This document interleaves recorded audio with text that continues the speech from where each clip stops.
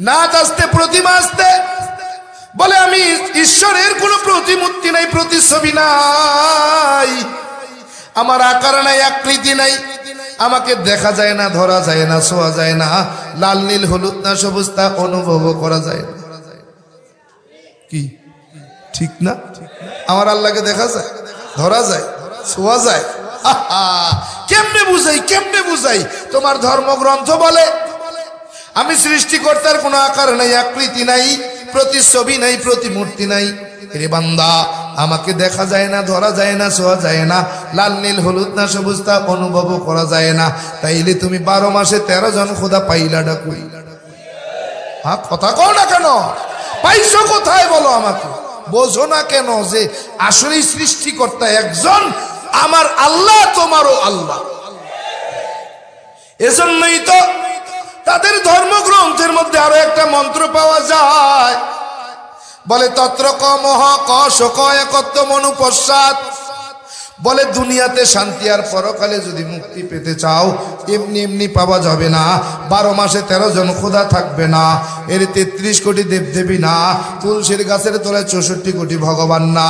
যদি দুনিয়াতে শান্তি আর পরকালে মুক্তি পেতে চাও, একত্ব মনুপশ্চাৎ, সৃষ্টিকর্তা এক আল্লাহ তাআলাকে মেনে নাও। কেন কেন সরস্বতীর পূজা করবে? কারণটা কি?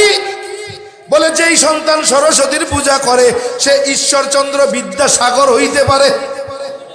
জোরে কর নাউজুবিল্লাহ। না না, সরস্বতীর কোনো ক্ষমতা নাই, সরস্বতী আমার কিছুই দিতে পারে না, যা দেয় আমার আল্লাহ। কথা বলেন, সরস্বতী আমার কিছুই দিতে পারে না। কেন কেন?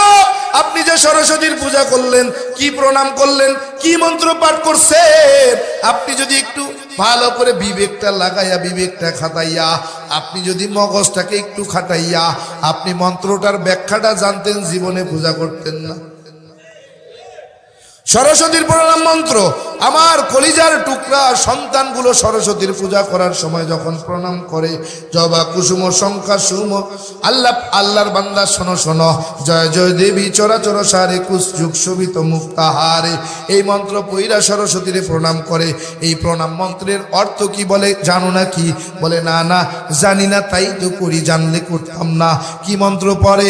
বলে জয় জয় দেবী চরাচর সারে। ও দেবী, আপনার জয়ধ্বনি এই বিশ্ব ব্রহ্মাণ্ডে।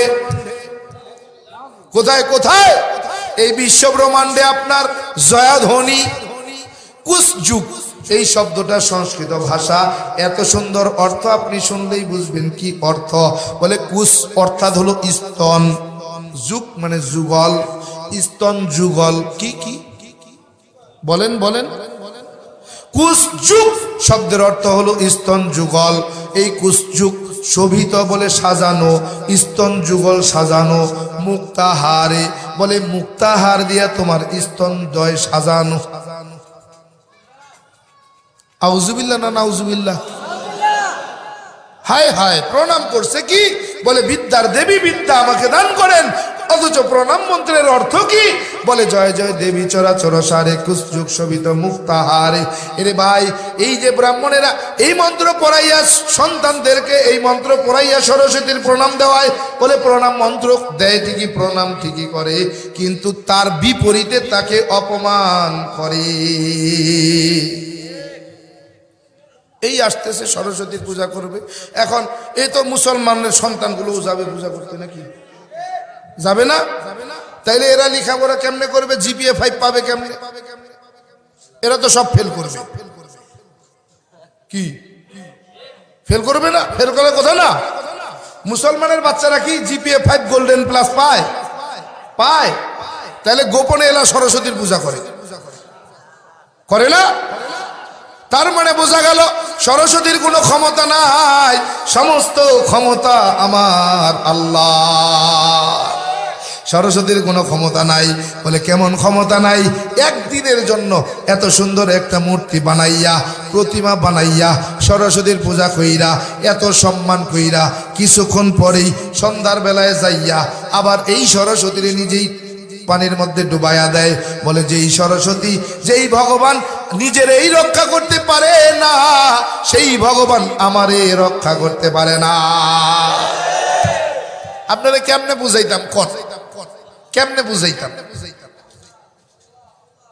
নাচ আসতে, প্রতিমা আসতে, বলে আমি ঈশ্বরের কোনো প্রতিমূর্তি নাই, প্রতিচ্ছবি নাই, আমার আকার নাই, আকৃতি নাই, আমাকে দেখা যায় না, ধরা যায় না, ছোঁয়া যায় না, লাল নীল হলুদ না সবুজ তা অনুভব করা যায় না। কি ঠিক না? আমার আল্লাহকে দেখা যায়, ধরা যায়, ছোঁয়া যায়? কেমনে বুঝাই, কেমনে বুঝাই? তোমার ধর্মগ্রন্থ বলে আমি সৃষ্টিকর্তার কোনো আকার নাই, আকৃতি নাই, প্রতিচ্ছবি নাই, প্রতিমূর্তি নাই। রে বান্দা, আমাকে দেখা যায় না, ধরা যায় না, ছোঁয়া যায় না, লাল নীল হলুদ না সবুজ তা অনুভব করা যায় না, তাইলে তুমি 12 মাসে 13 জন খোদা পাইলাটা কই? হ্যাঁ, কথা কও না কেন? পাইছো কোথায় বলো আমাকে? বোঝো না কেন যে আসলে সৃষ্টিকর্তা একজন, আমার আল্লাহ, তোমারও আল্লাহ। এজন্যই তো তাদের ধর্মগ্রন্থের মধ্যে আরো একটা মন্ত্র পাওয়া যায়, বলে তত্র ক মহ ক শোক একত্ব মনু পশ্চাৎ।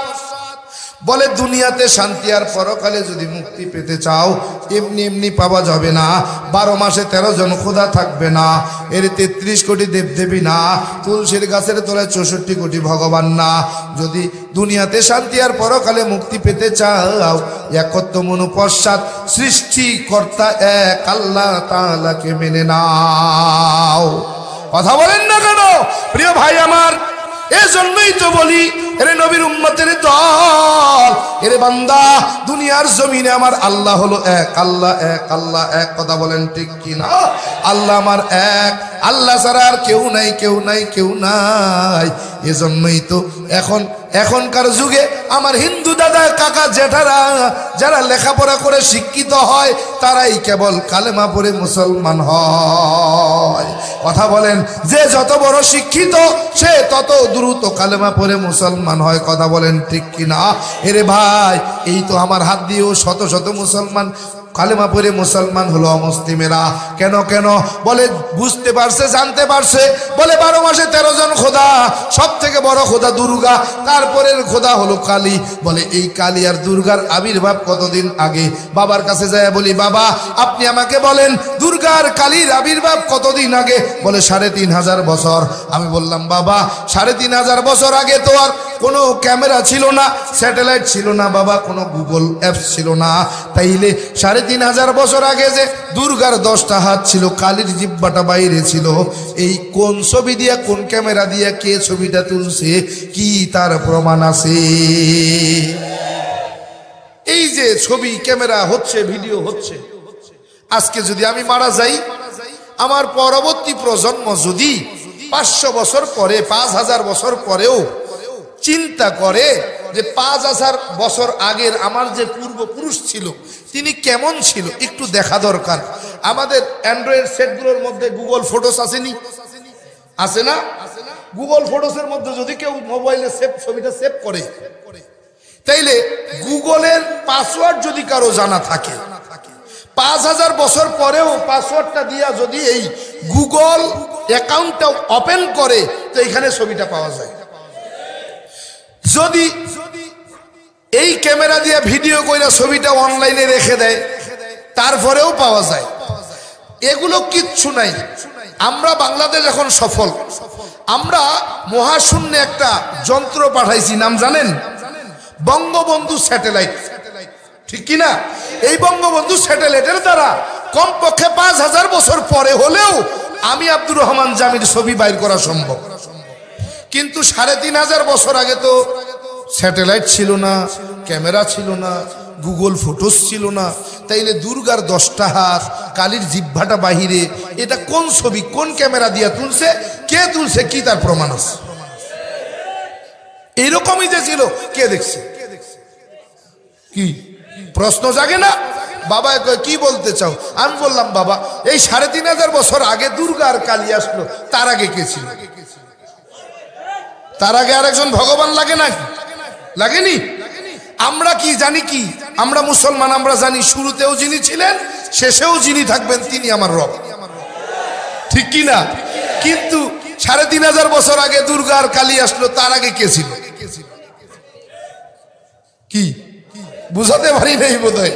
এরপরেও যদি আমার দাদা কাকারা না বোঝে কেমনে বুঝামু? ওই কেমন হয়েছে জানেন, এক যুবক নতুন বিয়া করে নিয়ে আইছে, আজকে বাসর রাত, বাসর রাতে বউ রাইখা এদিকে বন্ধুরা বসে মজা কারা করতেছে, ফাইজলামি করতেছে, মস্করা করতেছে। আর এক বন্ধু আরেকজন বন্ধু কইতেছে, এই দোস্ত এই জিনিসটা এইরকম, কত তুই বুঝাইলে আমি বুঝবো নাকি এটা এইরকম? কয়টা কি কইস, তোরে বুঝাই স্যার, হ্যাঁ তুই আমার কি বুঝাবি, আমি বুঝি না। কত যদি বুঝাই দিতে পারি তাহলে কি দিবি? কয় যা নতুন বিয়ে করে নিয়ে এসেছি বউটা, এটা দিয়ে দিব। এখন বাসর ঘর থেকে বউ শুনে কয়, এই এদিকে কি কয়, তুমি বিয়ে করে বাসর করতে পারলাম না, তোমারে যদি বন্ধু বুঝাই দে তুমি আমারে দিয়ে দিবা, তো বিয়ে করছো কে? ঠিক না? এখন তো ওই বর হইতেছে, এই তুমি টেনশন করো না, আমি বুঝলে তো আমারে বুঝাবে, ও আমারে সারা রাত বুঝাবে, সকালে উঠে বুঝি নাই, কি ঠিক না? আমি যদি এরকম সারা রাত বুঝাই, আরে মন্ত্রগুলো সব ব্যাখ্যা করে দেই, একেবারে ভাঙ্গে শুইলে তছনছ করে দেই, এরপরে সকালে ওটা বুঝি নেই, কি ঠিক কিনা? কেমনে বুঝামু কোন? এই পৃথিবীর জমিনে এমন কোন ধর্মগ্রন্থ নাই যেখানে ইসলাম শ্রেষ্ঠ জীবন বিধান এটা বলা নাই। বলবেন কেমনে আছে? তাহলে হিন্দু ধর্মের থেকে বলেন আপনি কেমন আছে? আহা বাবা কই, বাবা কোথায় পাইছো? আমি বললাম বাবা ধর্মের মধ্যে পাইছি। কি বলছে, কি আছে? আমি বললাম বাবা ধর্মের মন্ত্রের মধ্যে দেখা যায় ইদাং ইসলানাং কসাং ইল্লাল্লাহ। বাবা কয় মানে কি? আমি বললাম বাবা ইদাং শব্দের অর্থ হলো দিন বা জীবন বিধান, ইসলানাং শব্দের অর্থ হলো ইসলাম, ওয়াসাং শব্দের অর্থ হলো পছন্দ করা বা মনোনীত হওয়া, ইল্লাল্লাহ হলো সৃষ্টিকর্তা। তাহলে সমষ্টিগত অর্থ কি দাঁড়ালো? সৃষ্টিকর্তার পছন্দ করা জীবন বিধান ইসলাম, ঠিক কিনা? এখন তোমার ধর্ম যদি বলে তুমি মানবা না কেন? এখন যদি তুমি এর পরেও যায় কও আমি বুঝি নাই, কেমনে কমু? এই যে কয়েকদিন আগে এক আল্লাহর বান্দি পদ্মাবতী মন্ডল, উনি আমার নিয়ে একটা রোস্ট করছে, ভিডিও করছে, আমি নাকি মন্ত্রগুলো ভুলভাল বলছি, একদম বানোয়াট ভিত্তিহীন। আসলে কেমনে হয়েছে জানেন? বানোয়াট ভিত্তিহীন কেমনে হয়? বলে আমি যেই মন্ত্রগুলো পড়ছি এগুলো তো মূল গ্রন্থের, এখন যা আছে সেগুলো তো পরিবর্তন করা, এখন পরিবর্তন বানায় পরিবর্তন কইরা কি কইতেছে, কয় 12 মাসে 13 পূজা, কয় জনৈক এক মৌলভী, কি কইছে, কয় জনৈক এক মৌলভী আমাদের ধর্মগ্রন্থ গবেষণা কইরা 44,441 খানা মন্ত্র পইরা 30,000 মন্ত্র মুখস্থ করছে। আমি ওই মৌলভীকে সাধুবাদ জানাই যে উনি আমাদের ধর্মগ্রন্থ নিয়ে গবেষণা করছে। তার মানে বোঝা গেল উনি জানেই না যে আমি ওই পারে ছিলাম, এই পারে আসছি। কথা বলেন না কেন? আমার জনৈক মৌলভী বানায় দিছে, উনি বুঝে নাই যে আমি ওই পাশ থেকে এই পাশে আসছি। কি বোঝেন নাই? এখন কইতেছি কি, কয় আসলে 12 মাসে 13 পূজা তো না, 13 খোদা না, আমরা 12 মাসে 13 পার্বণ বলি, মানে অর্থ পরিবর্তন হয়ে গেছে। কয় 33 কোটি দেবদেবী, না না এরকমটা ন, এটার অর্থ হলো 33 প্রকার ভেদ। এখন বাঁচতে তো হবে, যখন অস্তিত্ব বিলীন হবে তখন তো আমার অস্তিত্ব টিকানোর জন্য আমাকে কিছু তৈরি করাই লাগবে, কি ঠিক কিনা? এখন ওনারা এইভাবে আমাকে নিয়ে রোস্ট করতেছে, আমাকে নিয়ে ভিডিও বানাচ্ছে, বিভিন্ন জনে বিভিন্ন ভাবে বিভিন্ন রকম। বানাও, বানাই লাভ কি? তুমি আমার সঙ্গে আসো, চলো বেনারসে। বেনারসে যে ধর্মীয় গ্রন্থাগার আছে, যদি ওইখান থেকে তুমি ওই আগেকার ধর্মগ্রন্থগুলো বাদ দিতে পারো তাইলে মানবো তোমার ধর্মটা ঠিক। সোজা বাংলা কথা। এখন তুমি কি জবাব দিবে? আবার একটা জবাব তৈরি করো, কি ঠিক না? আমি মন্ত্রের ব্যাখ্যা করে গেলাম, একমে বা দ্বিতীয় বলে সৃষ্টিকর্তা এক অদ্বিতীয়, একম এবং অদ্বৈতম বলে আমি সৃষ্টিকর্তা এক অদ্বিতীয়, আমি কারো মুখাপেক্ষী নই। একম ব্রহ্মা দৈত্য নাস্তি নহিনা নাস্তি কিঞ্চন বলে আমি সৃষ্টিকর্তা এক অদ্বিতীয়, আমি কারো মুখাপেক্ষী নই। আমার আহারও নাই, নিদ্রাও নাই, স্ত্রীও নাই, সন্তানও নাই, আমি জন্মও দেই নাই, জন্মগ্রহণও করি নাই। আমার আল্লাহ কয় কুল হুয়াল্লাহু আহাদ আল্লাহুস সামাদ লাম ইয়ালিদ ওয়া লাম ইউলাদ ওয়া লাম ইয়াকুল লাহু কুফুয়ান আহাদ, ঠিক কি না? আমার আল্লাহর কথা তোমার ধর্মের কথা সব মিলে যায়, তাইলে তুমি মানো না কেন? কয় মানলে আমার ইজ্জত থাকে না, কি আবু তালেবের কাছে যখন কালেমার দাওয়াত নিয়ে গেলেন অন্তিম মুহূর্তে আমার নবী কয়, ইয়া আবা, ও চাচা, মান ক্বালা লা ইলাহা ইল্লাল্লাহু মুহাম্মাদুর রাসূলুল্লাহ মুখলিসান ফাদাখালাল জান্নাহ। অন্তিম মুহূর্তে আপনি শুধু একটু পড়েন লা ইলাহা ইল্লাল্লাহু মুহাম্মাদুর রাসূলুল্লাহ। ও চাচা, আমি ওয়াদা করলাম হাসরের ময়দানে আপনাকে না নিয়ে আমি নবী মুহাম্মদ জান্নাতে যাব। আবু জাহেল লাফ দিয়ে ওঠে, কই আবু তালেব, খবরদার, ভাতিজার নতুন ধর্ম গ্রহণ কইরা কি বাপদাদার ধর্মরে অপমান করবা? তোমার যে ইজ্জত, তোমার যে সম্মান, তোমার যে প্রতিপত্তি, তোমার যে ক্ষমতা, তোমার যে দাপট, তুমি এগুলো সব বিলীন করে দিবা? খবরদার, খবরদার, ভাতিজার নতুন ধর্ম গ্রহণ কইরা বাপদাদার ধর্মরে অপমান কইরো না। আবু তালেব পড়ে না, আমার নবী কইয়া, আবা, মান ক্বালা লা ইলাহা ইল্লাল্লাহ মুখলিসান ফাদাখালাল জান্নাহ। ঠিক আছে, আমি মুহাম্মদ আপনার ভাতিজা, নবী স্বীকার করতে আপনার লজ্জা বোধ হয়, ঠিক আছে, আমাকে নবী বলার দরকার নাই, কমপক্ষে এক আল্লাহকে তো স্বীকার করেন। আবু জাহেল লাফ দিয়ে উঠে কয়, ও আবু তালেব, খবরদার, খবরদার, ভাতিজার ফামে কিন্তু পইরো না। কি ঠিক না? কেমন আমার নবী কেমন ছিলেন মক্কার জমিনে? কয় আলামিন, বিশ্বাসী। কেমন বিশ্বাসী? একদিন সমস্ত আমার নবী আবু তালেব রে যায় কয়, চাচা, আমি একটু দাওয়াত খাওয়াতে চাই, আমি একটু মেহমানদারি করব। বলে কেমন? বলে এই মক্কার জমিনে সব নেতাদেরকে আপনি একটু দাওয়াত দিয়া আপনার বাসায় আনেন, আমি একটু তাদের মেহমানদারি করব আমার পক্ষ থেকে। বলে ভাতিজা, তুমি তোমার পক্ষ থেকে কেন মেহমানদারি আমি করব? তুমি বলো কি করতে হবে? বলে সব নেতাদের একটু দাওয়াত দিয়া আপনার বাসায় ডাকেন, আমি তাদের সঙ্গে একটু পরামর্শ করব। হ্যাঁ, সব নেতাদের দাওয়াত দিয়া আবু তালেবের বাড়ি। খাওয়া দাওয়া শেষ, ভরপুর খাওয়া দাওয়া কমপ্লিট। খাওয়া দাওয়া শেষে আমার নবী ডাক দিয়ে কয়, চাচা, এখানে তো আপনারা সব বড় বড় নেতারা আছেন, আপনারা আমাকে কেমন বিশ্বাস করেন? বলে কেমন বিশ্বাস করি বোঝো না? মক্কার জমিনে তোমার নাম আমরা আলামিন রাখছি, তুমি বিশ্বাসী, তোমার মতো বিশ্বাসী কেউ নাই।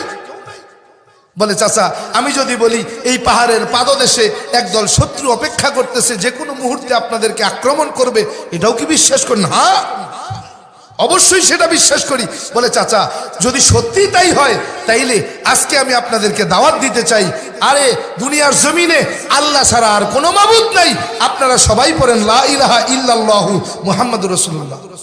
আবু লাহাব ভাই উঠে কয়, এই মুহাম্মদ, এই আব্দুল্লাহর বেটা মুহাম্মদ, তুই কে এই সমবেত করছো এই কারণে, এই উদ্দেশ্যে? যদি তোর উদ্দেশ্য এই হয়, তাইলে তুই ধ্বংস হয়ে যা। নাউজুবিল্লাহ কোন না? এই কথা কইতে দেরি আল্লাহ কয়, কি কইছো? আমার নবীরে নি ধ্বংসের কথা কইছো? এই আমার নবীরে কিনে ধ্বংস করবি?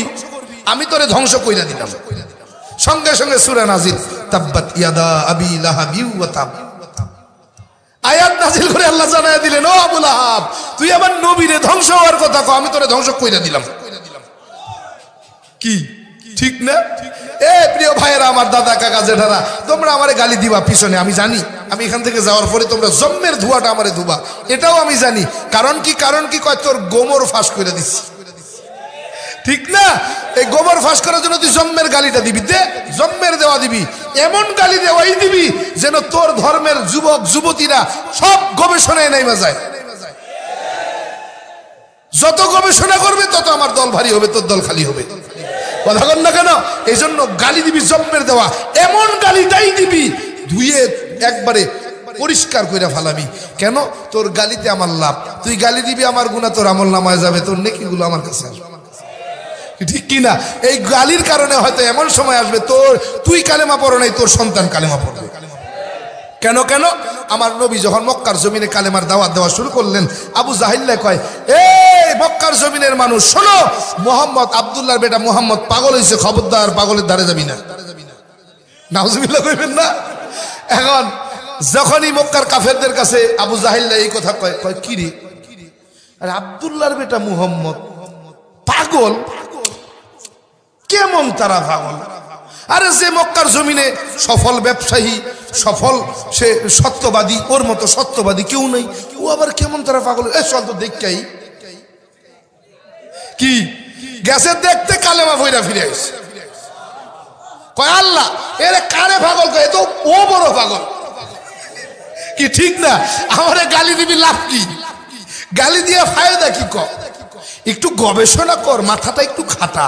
যেই মাথার মধ্যে আল্লাহ একটা মগজ দিলেন, এত দামি, এত দামি একটা মগজ তোর মাথার ভিতরে ঢুকাইছে আমার আল্লাহ।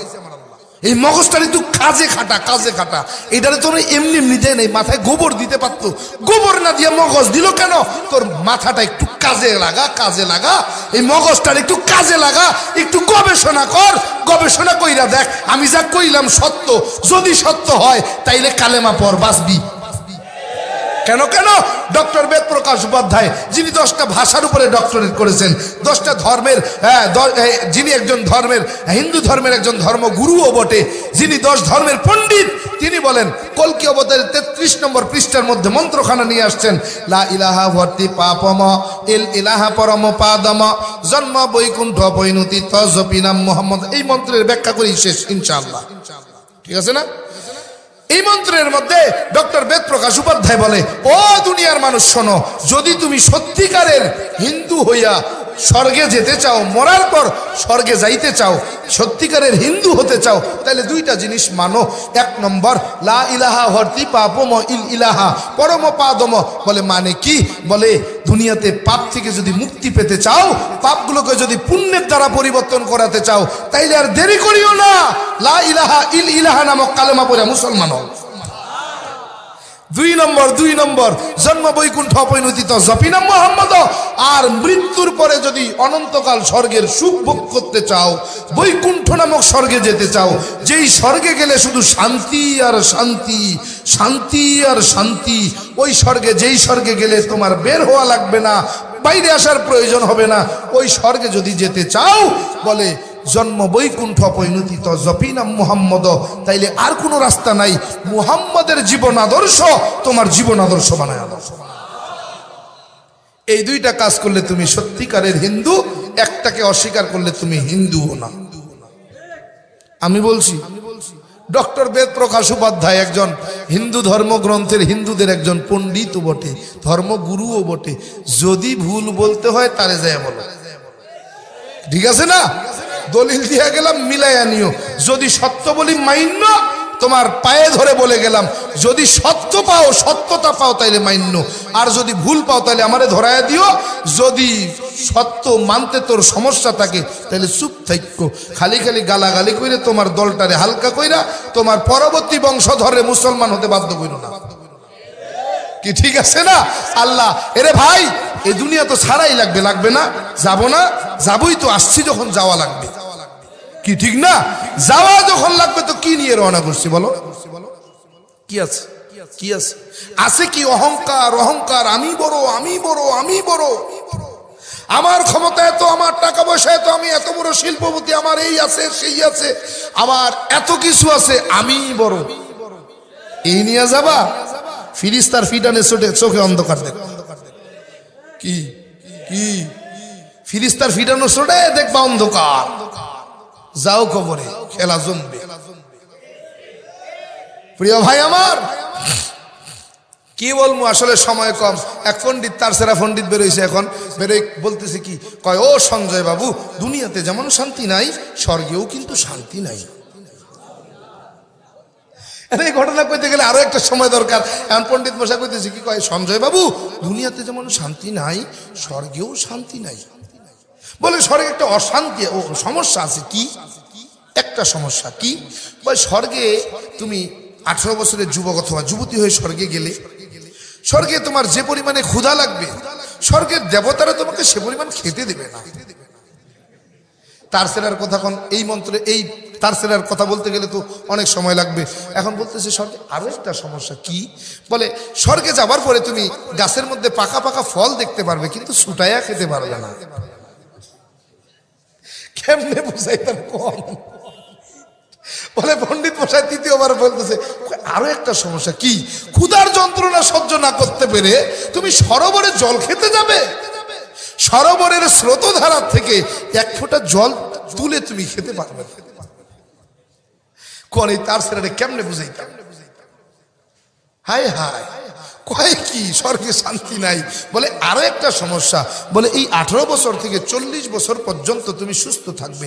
যেই দিন তোমার 40 বছর পূর্ণ হয়ে যাবে ওই দিন তোমার গলের মালাটা শুকাতে শুরু করবে, তুমি অসুস্থ হয়ে যাবে, রোগাক্রান্ত হয়ে যাবে। এই রোগাক্রান্ত অবস্থায় তুমি স্বর্গের মধ্যে 10,000 বছর বেঁচে থাকবে। কত বছর?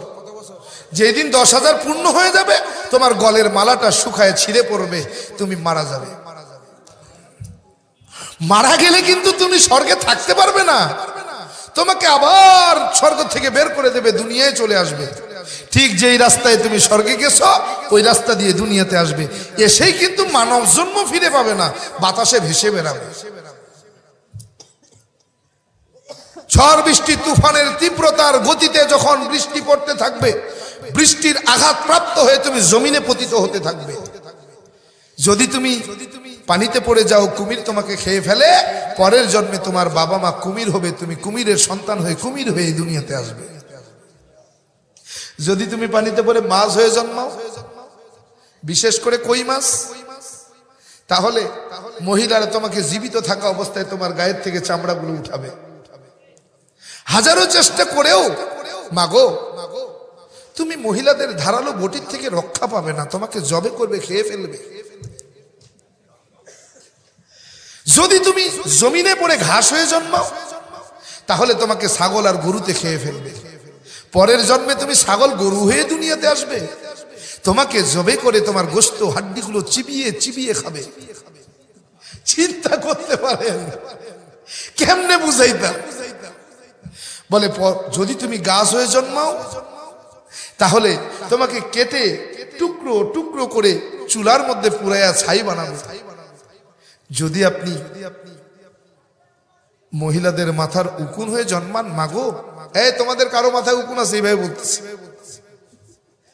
এই কার কার মাথায় উকুন আছে? হাত জাগাও, হাত জাগাও, হাত জাগাও। মনে হয় জাগাইছে, ওটা তো দেখায় না। পণ্ডিত মশাই বলতেছে এটা, আর কি আমি নকল করে বলতেছি আপনাদেরকে।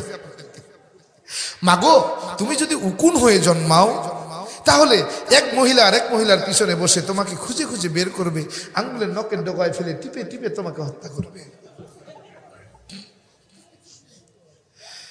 আজীব ঘটনা। বলে তুমি একসময় মশা হয়েও আসবে, মশা হয়েও তুমি জন্মগ্রহণ করবে, তোমাকে থাবা দিয়ে মেরে ফেলবে। এইভাবে তুমি 82,000 যোনি প্রদক্ষিণ করবে মাগো। 82,000 জন্মের পরিবর্তন ঘটবে, এরপরে তুমি মানব জন্ম ফিরে পাবে। যেমন এখন আমরা মানব জন্ম ফিরে পাইছি, আমরা এখন সফল নাকি?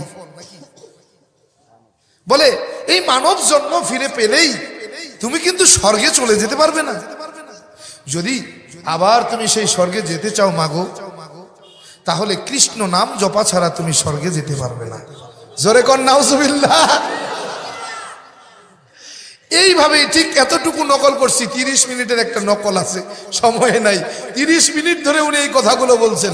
আপনি চিন্তা করতে পারেন একজন পণ্ডিতের মুখে যদি এই শব্দ বের হয় যে দুনিয়াতে যেমন শান্তি নেই স্বর্গেও শান্তি নেই, তাইলে এত কষ্ট করে 12 মাসে 13 পূজা, 33 কোটি দেব দেবী, তুলসীর গাছের তলায় 64 কোটি ভগবানের পূজা করার কি ফায়দা? কি স্বর্গে যদি শান্তিতে নাই থাকতে পারি তো যাবো কেন? আমরা এই যে কষ্ট করি, দৈনিক 5 ওয়াক্ত নামাজ পড়ি, হালাল খাই, সব সময় নেকের কাজ করার চেষ্টা করি, কেন? বলে মৃত্যুর পরে আমরা জান্নাতে যেতে চাই, এজন্য। ঠিক না? এজন্যই তো যেতে এত কষ্ট করি, ঠিক না? আমাদের কষ্টের পিছনে একটা কারণ কি? মৃত্যুর পরে আমরা জান্নাতে যেতে চাই। আমিও প্রথমে ভাবতাম মুসলমানরা কেমন মূর্খ, এরা আল্লাহরে দেখে না কিন্তু আল্লাহরে সিজদা করে। আমরা কত ভালো, আমাদের সৃষ্টিকর্তারে আমরা দীক্ষা দীক্ষা সিজদা করি।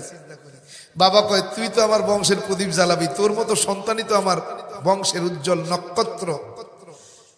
আমি বলি বাবা আগে ভাবতাম মুসলমান বড় মূর্খ, আমরা বড় ভালো, যে ওরা না দেখে আল্লাহরে সিজদা করে, আমরা দেখা সিজদা করি। এখন দেখি না না, আমরা বড় মূর্খ, ওরা বড় ভালো। কথা বলেন না কেন? বাবা কি হলো হঠাৎ করে ঘুরে গেলি কে? ঘুরলাম, কারণটা হলো নাত আসতে প্রতিমা আসতে এই মন্ত্র যদি সত্য হয় তাইলে আমরা মিথ্যা, আর যদি এই মন্ত্র মিথ্যা হয় তাইলে আমরা সত্য। কোনটা? বলে বা মন্ত্র সত্য হয় তাহলে আমরা মিথ্যা।